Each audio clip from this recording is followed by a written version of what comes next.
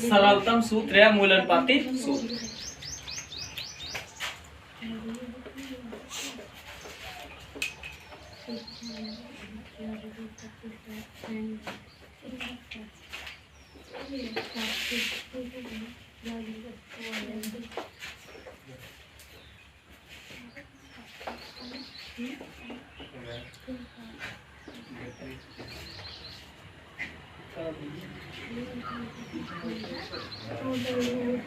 एक चीज बताइए, हम लोग जो है पिछले वीडियो में पढ़े थे कि यौगिक और मूलक दो चीज के बारे में हम लोग पढ़े थे, यौगिक और मूलक। तो यौगिक जो होता है ये शांत स्वभाव का होता है, मतलब हम कह सकते हैं ये आपस में जो है अपनी कक्षा को क्या कर लेते हैं, पूरा कर लेते हैं। जैसे अगर मान लीजिए नमक की बात करें तो नमक का सूत्र क्या होता है, NaCl। Na के पास एक इलेक्ट्रॉन फालतू होता है, Cl के पास एक इलेक्ट्रॉन की कमी होती है। मिल मिला के आपस में संतुष्ट हो गया, ये शांत हो गया कि उत्पात मचाएगा, आतंकवादी वाला काम करेगा, शांत रहेगा। इसीलिए जो नमक होता है उसमें विद्युत धारा प्रवाह नहीं होता। ठीक, यौगिक जो है थोड़ा सा 10 रुपये इसके पास हो जाता तो छोड़ जाना शुरू कर देता, जैसे NH4 ये मूलक जो होता है, ठीक ना।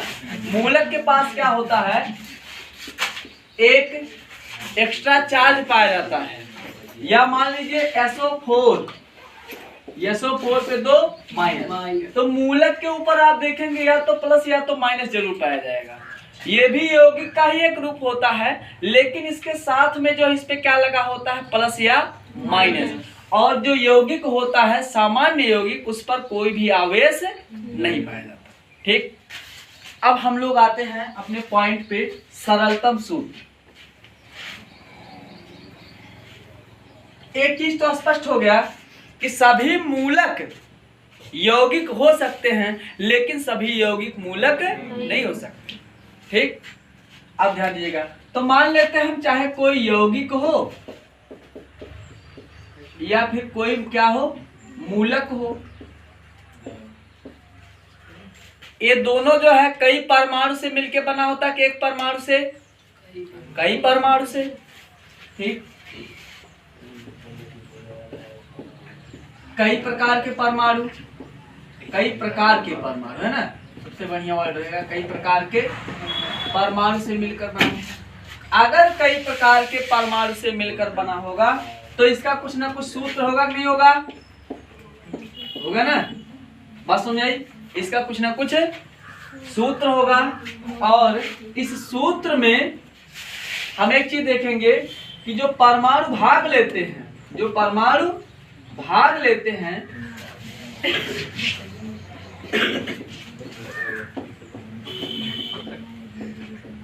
उनके बीच कुछ ना कुछ क्या होता है, अनुपात होता है। उनके बीच कुछ ना कुछ अनुपात होता है, और यह अनुपात किसमें होता, तो संख्यात्मक मान होता है। बात समझाई जी।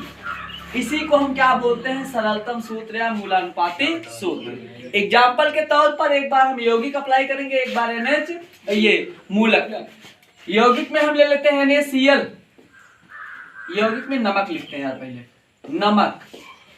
नमक जो है ये एक प्रकार से मिलके बना है, कई प्रकार से। तो Na और Cl क्या है, एक प्रकार है कि एक से ज्यादा, एक से ज्यादा। ये इसका सूत्र हुआ कि नहीं हुआ, हुआ।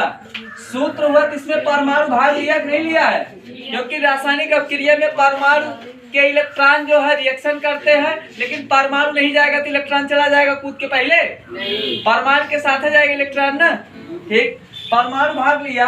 अब यहाँ पे जो है क्लोरीन जो है, अगर हम देखें, ठीक, सोडियम और क्लोरीन ये कितना है, 1:1 के रूप में भाग लिया नहीं लिया, मतलब एक सोडियम और एक क्लोरीन। तो ये हमारा क्या बता रहा है, यौगिक वाला अवस्था अप्लाई हो गया। मान लीजिए हम लोग अप्लाई करते हैं NH4, ये मूलक पूरक नहीं हुआ, NH4 पे एक प्लस हो जाएगा, ये हमारा क्या था, यौगिक। ये जो है हमारा एक नाइट्रोजन और 4 हाइड्रोजन से मिलकर बना है, ठीक। तो इसमें जो है कई परमाणु है कि नहीं है? है। इसमें भी कई परमाणु है और इनका कुछ ना कुछ सूत्र है कि नहीं है? ठीक। परमाणु भाग लिया है, इनके बीच जो है हाइड्रोजन, नाइट्रोजन और हाइड्रोजन का जो अनुपात है वो क्या है? 1:4 है।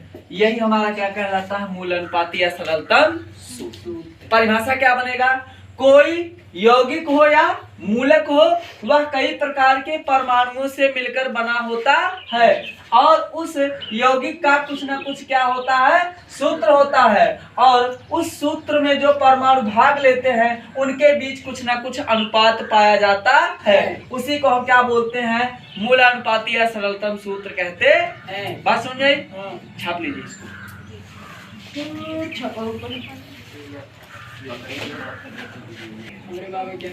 लिखा किसी भी यौगिक अथवा मूलक का, किसी भी यौगिक अथवा मूलक का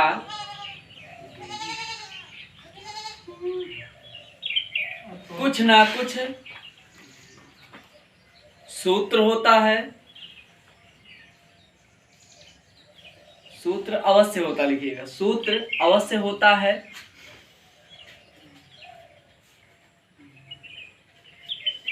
और यह सूत्र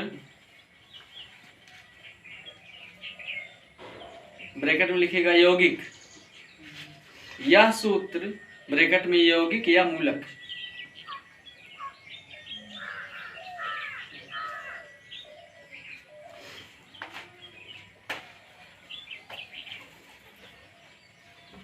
कई प्रकार के परमाणुओं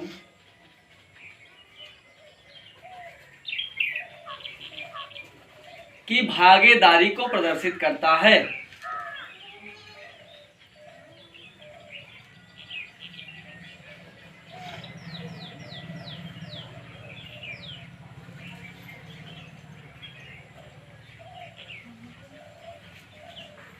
प्रदर्शित करता है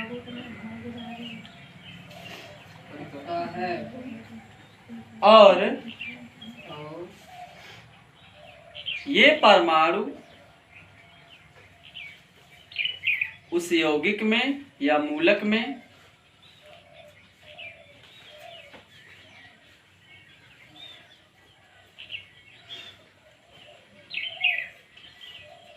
जिस अनुपात में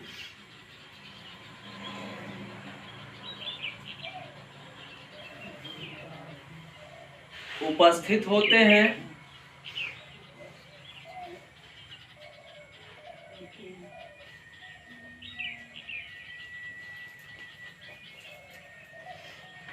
इसे ही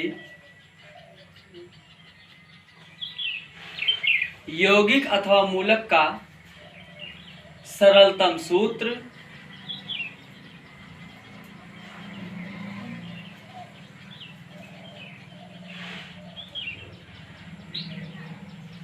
या मूल अनुपाती सूत्र कहलाता है।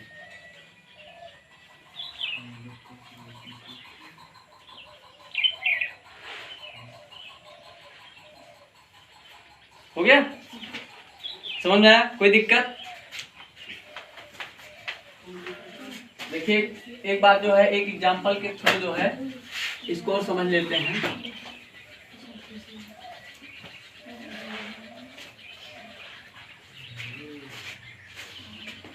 जैसे मान लीजिए आपसे बोला जाए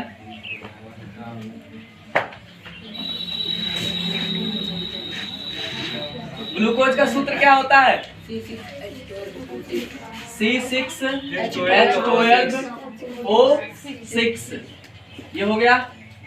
अब इसमें देखिए अभी तक तो परिभाषा में जो हम लोग दो वाला अप्लाई किए ताकि जो समझ में आ जाए। अब इसमें हम देख रहे हैं C/H/O है ना, यही है। अब C इसमें कितना? 6:12:6। 6 का 6, 6 दूना 12, 6 का 6। ये हमारा कितना आ गया 1:2:1। तो हम कह सकते हैं CH तथा O का अनुपात क्या है 1:2:1 है। ठीक, तो कोई भी यौगिक रहेगा उसको आप जो है सिंपली जो है काट पीट के आसानी से, अगर मान लीजिए कटने वाली संख्या तो काट देंगे, नहीं कटने वाला होगा तो डायरेक्ट लिख देंगे कि इतने अनुपात में ये पाया जाता है। बात समझ में आई? कोई दिक्कत इसमें? समझ आ गया? बहुत आसान है। ठीक हो गया? हाँ, अब अगला हेडिंग डालिएगा प्रतिशत संघटन। क्या हुआ?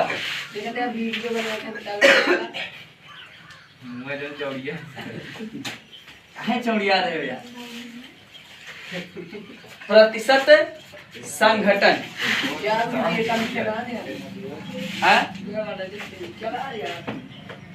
प्रतिशत संघटन परिभाषा लिखे हो इसका ना। प्रतिशत संघटन एक चीज ध्यान दीजिएगा, प्रतिशत संघटन पहले क्या प्रदर्शित करता है? तो संघटन मतलब होता है किसी चीज का भाग। किसी चीज का क्या भाग, मतलब कोई चीज किसमें कितना मिला हुआ है। ठीक, तो जैसे मान लीजिए कोई यौगिक है, कोई यौगिक है, मान लेते हैं H2SO4। ठीक है ना। अब इसमें बोलता है कि सल्फर, इसमें सल्फर का कितना भाग है, तो यही हमारा क्या कहलाएगा यौगिक का प्रतिशत संघटन। मतलब उसको जो है सॉल्व किया जाएगा, उस आधार पे स्पष्ट हो जाएगा कि H2SO4 में सल्फर कितना भाग उपस्थित है। अब इसको समझने है, शांत रहो यार। इसको समझने के लिए पहले जो है आपको कुछ बेसिक एग्जांपल समझना पड़ेगा कि 100% क्या होता है। अगर आपसे बोला जाए हर चीज अपने आप में 100 भाग होता है, तो आप इस पे भरोसा नहीं करेंगे कैसे होता है। तो देखिए, जैसे मान लीजिए हम लोग बात करते हैं हाई स्कूल और इंटर की। ठीक, हाई स्कूल और इंटर की बात करते हैं, तो हाई स्कूल का जो कॉपी होता है कितने चेक होता है? तो 600 में। इंटर का कितने चेक होता है? तो 500 में। एक चीज बताइए, कोई लड़का, ठीक, अगर मान लीजिए 70% पाया है हाई स्कूल में, ए नाम का लड़का है और कोई बी नाम का लड़का है जो पाया है 70%, ये भी पाया है। बात सुनिए, तो अगर जो है ए वाला भी 70% पाया है, बी वाला भी पाया है, तो एक चीज बताइए, प्रतिशत का मतलब क्या होता है? 100वां भाग ना जी। तो हर चीज पे 100 भाग बनेगा कि नहीं बनेगा? जैसे मान लीजिए मेरे पास जो है, अगर कोई चीज ऐसा है जो कम मात्रा में है, उसका भी 100 भाग बनेगा। जैसे मान लीजिए मैं अगर 25 मीटर को 100 भाग में बांटूंगा तो बटेगा नहीं बटेगा? कोई 50 मीटर को 100 भाग में बांटेगा नहीं बटेगा? वो बटेगा, लेकिन टुकड़ा उसका बड़ा बनेगा छोटा बनेगा? बड़ा बड़ा बनेगा। जो कम होगा उसका छोटा छोटा टुकड़ा बनेगा, जो बड़ा होगा उसका बड़ा बड़ा टुकड़ा बनेगा। अब एक चीज ध्यान दीजिएगा इसमें कि कोई भी चीज हो, हर चीज जो है अपने आप में 100% होता कि नहीं होता है? होता है। बात समझ में आई? कोई दिक्कत? ठीक,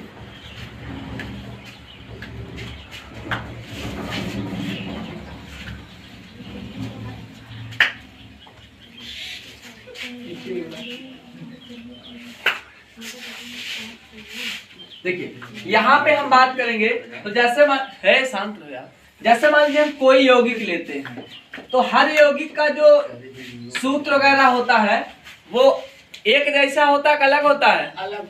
लेकिन हर यौगिक अपने आप में 100% होता कि नहीं होता है? या हम कह सकते हैं दूसरी भाषा में उसके 100 भाग बनेंगे कि नहीं बनेंगे? बनेंगे ना 100 भाग।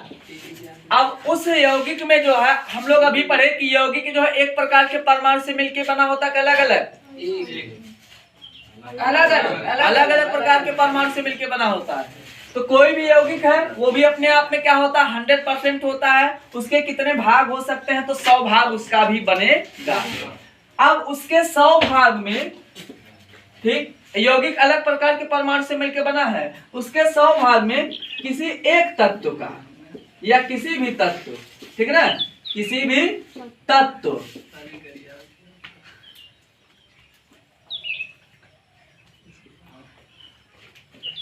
कोई यौगिक है, उसका 100 भाग में किसी तत्व का कितना भाग उसमें उपस्थित है।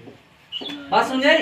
मतलब उस 100 भाग में जो अदर तत्व है जिसका आप ज्ञात करना चाहते हैं वो कितना भाग उसमें उपस्थित है, उसी को हम क्या बोलेंगे, उसका प्रतिशत संघटन। जैसे मान लीजिए आपसे बोला जाए कि एक जो है हमारा मैग्नीशियम ऑक्साइड है, क्या है ये, मैग्नीशियम ऑक्साइड है, जिसमें जो है मैग्नीशियम की मात्रा 80 ग्राम है। कितना है तो 80 ग्राम है, ठीक। तो ऑक्सीजन की तो मात्रा होगी, तो अगर आपसे पूछा जाए कि 80 ग्राम दिया है तो कैसे निकालेंगे, तो बोलेंगे यार सिंपल वही समझिएगा, ठीक है ना, अभी न्यूमेरिकल पे नहीं जा रहे हैं। अगर बोला जाए मैग्नीशियम ऑक्साइड अपने आप में 100% होगा, नहीं होगा, होगा ना, 100% होगा। अगर ये 100% होगा, उसमें से मैग्नीशियम 80 है तो बचा कितना, 20। तो 100 के आधार पे ही निकाले, किसी और आधार पे, 100 के आधार पे। तो इस प्रकार हम कह सकते हैं कि कोई भी यौगिक है उसके 100 भाग में किसी तत्व या अवयव का कितना भाग उसमें उपस्थित है, उसी को हम क्या बोलेंगे, यौगिक का प्रतिशत संगठन, तत्व का प्रतिशत संगठन। बात समझे? लिखिएगा इसको, पहले डायग्राम बनाइए पूरा। तो परिभाषा लिखिएगा, देखिए मान लेते हैं क्या है, कोई यौगिक है, किसी यौगिक उसका कितना भाग बनेगा, तो 100 भाग। अभी पढ़े, चाहे कोई छोटी चीज हो चाहे कोई बड़ी चीज हो, उसको अगर आप 100 भाग में बांटना चाहेंगे, बटेगा नहीं बटेगा, बटेगा ना।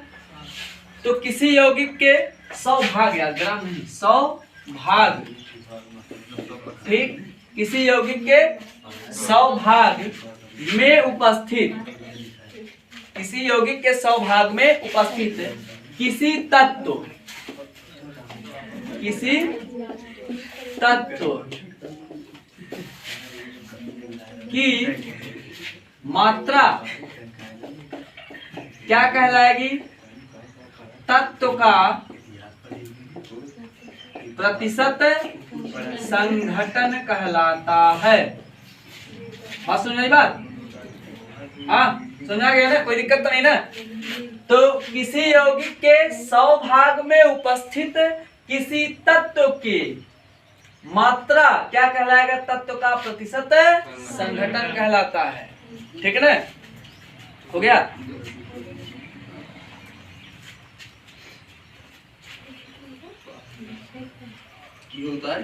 हाँ इसको उतार, बोर्ड नहीं उतारना है, जो लिखा वो उतारना है। ये चली जाती है लड़कियों में बैठा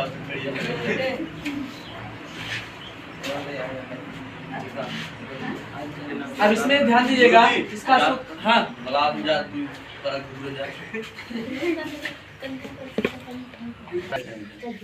तो देखिए अगर पूछा जाए किसी भी तत्व का प्रतिशत संघटन, ठीक, किसी भी तत्व का प्रतिशत संघटन,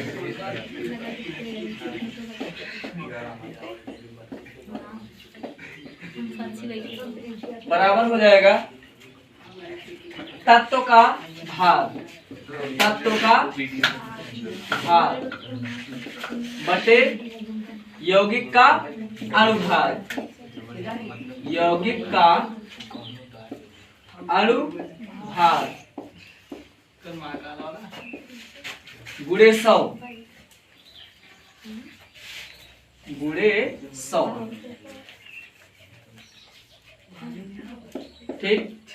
ये जो है, अब एक चीज और ध्यान दीजिएगा, हमको जो है ये सूत्र तो मिल गया, तत्व का प्रतिशत संघटन बराबर तत्व का भार बटे यौगिक का अनुभार गुणे 100। एक मामला आता है कि यहाँ पे तत्व का भार जो लिखा है ये क्या बताता है, मतलब वो तत्व उसमें कितना उपस्थित है, ये तत्व की क्या बताता है, मात्रा। जैसे मान लीजिए अगर हम एक क्वेश्चन लगाएं कि मान लेते हैं कोई एक विलेन ले लेते हैं और वो यौगिक ले लेते हैं, क्या ले ले बताइए, कोई यौगिक का नाम बताइए। H2SO4 ले लें, हाँ H2SO4,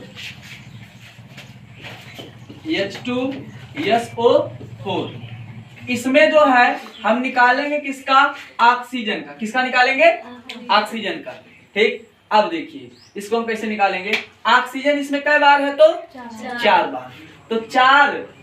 अब देखिए तत्व का भार यहाँ पे निकालना है, तो अगर मान लीजिए आपसे बोला है किसी तत्व का जो अनुभार निकालिए, तो आप कैसे निकालेंगे, परमाणुता गुणे परमाणु भार। ऑक्सीजन कितना होता है 16, 16 चौका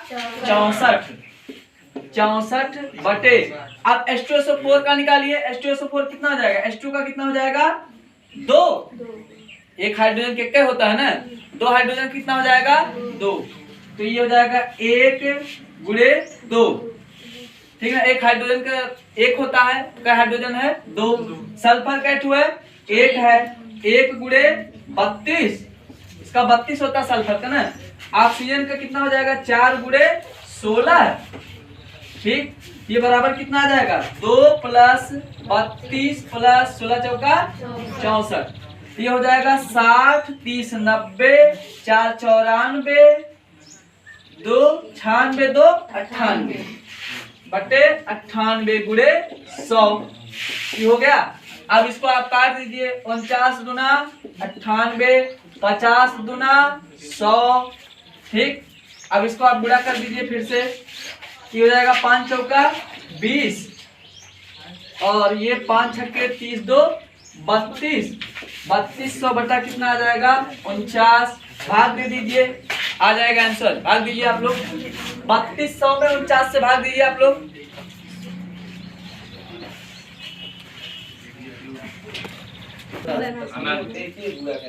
अगर हम इसको काटेंगे कितना आएगा 65.306, ठीक। तो हम लिख देते हैं डायरेक्टली 65.30, हटाओ है ना, ये आ गया हमारा कितना आंसर 65.30, ठीक। तो इसमें जो है ऑक्सीजन कितना आ गया, ऑक्सीजन हमारा कितना आ गया 65.30%। बात समझे, कोई दिक्कत, मजा आया, ठीक। कल इसमें का जो हम लोग 2 क्वेश्चन करेंगे अलग अलग टाइप, ठीक। मजा आएगी।